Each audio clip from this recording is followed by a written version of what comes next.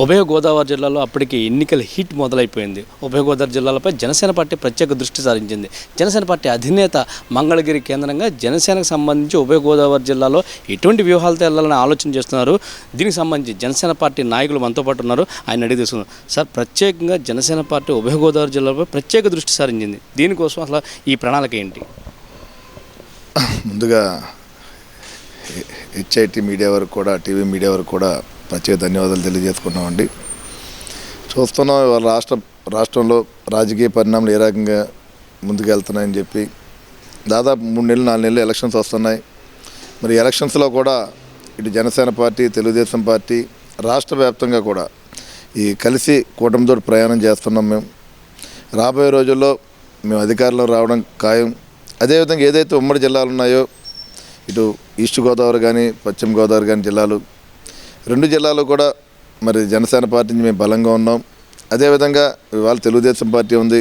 తెలుగుదేశం పార్టీతో కూడా మేము కలిసి ప్రయాణం చేస్తున్నాం. మేము ఈ 2 పార్టీల నుంచి మరి రాష్ట్ర వ్యాప్తంగా అటు చంద్రబాబు గారి నాయకత్వం కానీ, అదేవిధంగా లోకేష్ గారి నాయకత్వం, మరి పవన్ కళ్యాణ్ గారు, నాదెండ్ల మనోహర్ గారి నాయకత్వంలో పార్టీని మనం ఏ రకంగా ముందు తీసుకెళ్ళాలి, రాష్ట్రంలో మనకు గెలవడానికి ఏ అంశాల్లో ముందుకెళ్ళాలనే ఆలోచనతో కూడా మేము ప్రతి సందర్భంలో కూడా మేము వర్కౌట్ చేస్తున్నాం. మేము ప్రజలకి మంచి చేయాలనే ఆలోచనతోటి మరి ఏదైతే తెలుగుదేశం పార్టీ నుంచి కూడా ముందుగానే వాళ్ళు భవిష్యత్తు గ్యారంటీ, బాబు షూరిటీ, భవిష్యత్తు గ్యారంటీ ఆ కార్యక్రమం కూడా మరి ప్రజల్లో తీసుకెళ్తున్నారు.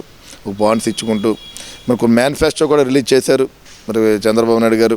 మరి ఏదైతే రాబోయే జనవరి సంక్రాంతి ఉందో, సంక్రాంతి ముందుగానే 2 పార్టీలతో ఉమ్మడి మేనిఫెస్టో కూడా రిలీజ్ చేసి ప్రజలకి మనం ఏ రకంగా రాబోయే రోజుల్లో పథకాలు అమలు చేస్తామో దాని మీద కూడా మేనిఫెస్టో కూడా మంచి మేనిఫెస్టో కూడా రిలీజ్ చేస్తాం. మేనిఫెస్టోకి సంబంధించి ప్రధానంగా ఏ అంశాలు మీరు పొందుపరుచున్నారు? అంటే గతంలో వైఎస్ఆర్ కాంగ్రెస్ పార్టీ నవరత్నాలు, తెలుగుదేశం పార్టీ భవిష్యత్ గ్యారంటీ పథకాలను ప్రకటించింది. ఇప్పుడు జనసేనకు సంబంధించి అంటే గతంలో మీరు చెప్పిన అత్యంత విలువైన మేనిఫెస్టో రైతులకు పెన్షన్ ఇస్తామనేది చాలా ప్రధానంగా చెప్పారు. 2014-19 ఎన్నికల్లో చాలా ఎక్కువ ప్రజల్లోకి వెళ్ళింది. అటువంటి రైతులకు సంబంధించి ఆంధ్రప్రదేశ్ ప్రజలకు ప్రత్యేకమైన మేనిఫెస్టో అంటే ఏమైనా పొందుపరిచే అవకాశం ఉందా? రైతులకు కూడా ఈ బీమా విషయంలో అంటే ఎందుకంటే రైతాంగం మన ఆంధ్ర రాష్ట్రంలో కూడా చాలా బలమైనది. ఎందుకంటే రైతే రాజు, రైతే వెన్నుముక అన్న దాంట్లో కూడా రైతుని ముందు తీసుకోవాల్సిన పరిస్థితి కనబడుతుంది. అంటే ప్రభుత్వాలు వచ్చినా సరే ఈ రైతాంగాన్ని పట్టించుకునే పరిస్థితి కనబడతలేదు. మరి జనసేన పార్టీ నుంచి మేము చూసినా సరే రైతాంగం 4.5 సంవత్సరాలు కూడా ప్రతి సందర్భంలో రైతులకి మేము సపోర్ట్గా ఉన్నాం. మేము మేనిఫెస్టో బీమా విధంగా కూడా వాళ్ళకి రైతులు న్యాయం జరిగే విధంగా కూడా మేము ముందుకెళ్తాం. అదేవిధంగా మరి గ్యాస్ సిలిండర్లు మహిళలకి మరి 3 గ్యాస్ సిలిండర్లు ఇస్తామని చెప్పి కూడా ఆ రోజున కూడా మేము చెప్పడం జరిగింది, మేనిఫెస్టోలో పెట్టాం. మరి రాబోయే రోజులు అధికారంలోకి 2 పార్టీలు వస్తాయి కూడా గ్యాస్ సిలిండర్లు కూడా ఇచ్చే విధంగా కూడా మన మేనిఫెస్టో ఉంటుంది. మరి బస్సు మరి ఆర్టీసీ బస్సు కూడా మరి మహిళలకి ఉచితంగా కూడా బస్సు సౌకర్యాలు కల్పించే, ఆర్టీసీ సౌకర్యం కల్పించే విధంగా కూడా ఈ మేనిఫెస్టో ఉంటుంది. మరి దీన్ని ఇంకా వర్కౌట్ చేస్తుందో టీం ఏర్పాటు చేశారు 2 పార్టీల నుంచి కూడా టీం. మనం ఇంకా రాబోయే రోజుల్లో ఏదైతే బడుగు బలహీన వర్గాలు ఉన్నారో, ఒక మత్స్యకారులు అవ్వచ్చు, లేకపోతే చేనేత కార్మికులు అవ్వచ్చు, కల్లుగీత కార్మికులు అవ్వచ్చు, ఒక ఎస్సీ ఎస్టీ సోదరులు ఉన్నారు, వారికి ఏ రకంగా మనం న్యాయం చేయాలి, వారి జీవన విధానాన్ని కానీ వారికి ఏ రకంగా మనం ముందుకు తీసుకెళ్ళిన ఆలోచనతో కూడా మేనిఫెస్టో ఉంటుంది.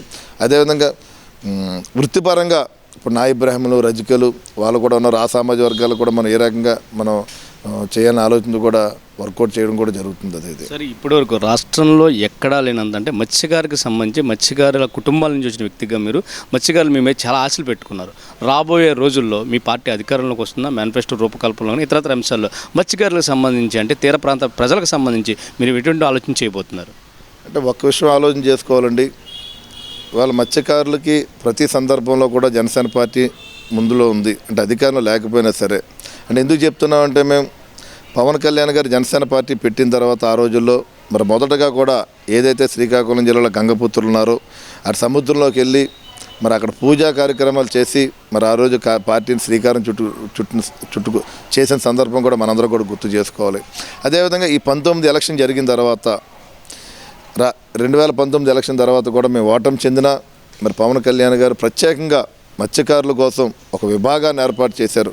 మత్స్యకార వికాస విభాగం అని చెప్పి ఏర్పాటు చేసి దానికి చైర్మన్గా నన్ను పెట్టడం కూడా జరిగింది రాష్ట్ర వ్యాప్తంగా. అంటే ఆ విభాగాన్ని కూడా ఏర్పాటు చేసిన సందర్భం కూడా ఏంటంటే ఆ సామాజిక వర్గం అన్ని రంగాల్లో కూడా వెనకబడి ఉంది. ఒక విద్యాపరంగా కావచ్చు, సామాజికంగా కావచ్చు, ప్రతి దాంట్లో కూడా వెనకబడి ఉంది. ఆ సామాజిక వర్గాన్ని మనం ఏదైనా చేయాలనే ఆలోచనతోటి ఆయన ఆ విభాగాన్ని ఏర్పాటు చేయడం జరిగింది. విభాగాన్ని ఏర్పాటు చేసి చైర్మన్గా నన్ను పెట్టి రాష్ట్రంలో ఉన్న మత్స్యకార గ్రామాలు కూడా, మత్స్యకార జిల్లాలు ఏదైతే ఉన్నాయో తీర ప్రాంతం కూడా ఆ గ్రామాలు పర్యటన చేశాం మేము. అంటే ఎందుకంటే అటు ఉత్తరాంధ్ర కానీ, ఈ విశాఖపట్నం కానీ, ఈస్ట్ కానీ, వెస్ట్ కానీ, ఈ కృష్ణా జిల్లాలు, ఈ జిల్లాలన్నీ పర్యటన చేశాం మేము ఆ రోజుల్లోని విభాగం తరపున. మరి పాదయాత్ర కూడా చేసాం. ప్రతి గ్రామాలు వెళ్ళి మత్స్యకార గ్రామాలు అక్కడ సమస్యలు తెలుసుకున్నాం.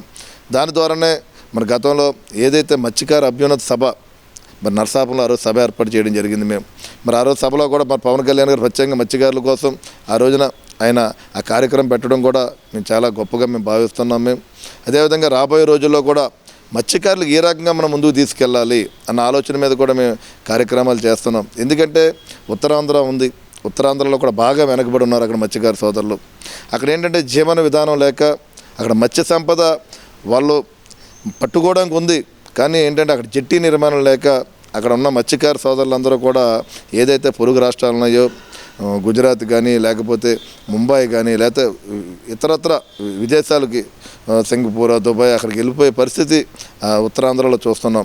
మేము అధికారంలోకి వస్తే కనుక మేము ఆల్రెడీ ముందు నుంచి చెప్తున్న వాళ్ళకి, జనసేన పార్టీ నుంచి మేము అక్కడ ఆ గ్రామాలు తిరిగినప్పుడు, అలాగే జనసేన పార్టీ వస్తే కనుక అక్కడ జెట్టి నిర్మాణం మొదటగా జెట్టి నిర్మాణం చేసే విధంగా ఈ ప్రభుత్వం ఉంటుంది.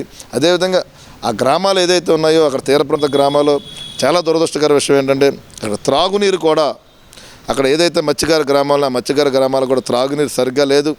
ఆ త్రాగునీరు అక్కడ ఉన్న వాటర్ తాగడం వల్ల అక్కడ ఉన్న మహిళలకు కానీ, అక్కడ గ్రామస్తులకు కానీ ఆ క్యాన్సర్ వ్యాధి, లేకపోతే ఉద్దానం కానీ, గ్రామాల కిడ్నీ సమస్యలు కానీ, అదేవిధంగా ఇతరత్ర గర్భిణీ స్త్రీలకు అయితే కనుక అక్కడ గర్భం పోయే విధంగా కూడా అక్కడ పరిస్థితి ఆ రకంగా ఉంది.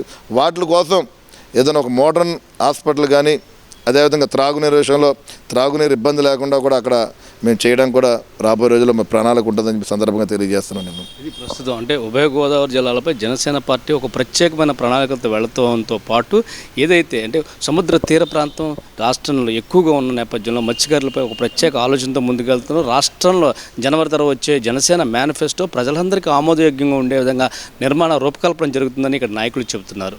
ప్రస్తుతం నరసాపురం జనసేన పార్టీకి సంబంధించి పురోగతి సాధిస్తుంది. రానున్న ఎన్నికల్లో ఖచ్చితంగా విజయకేతనం ఎగరవేస్తామని నాయకులు చాలా సమర్థవంతంగా దీన్ని నిర్ణయంగా చెబుతున్నారు.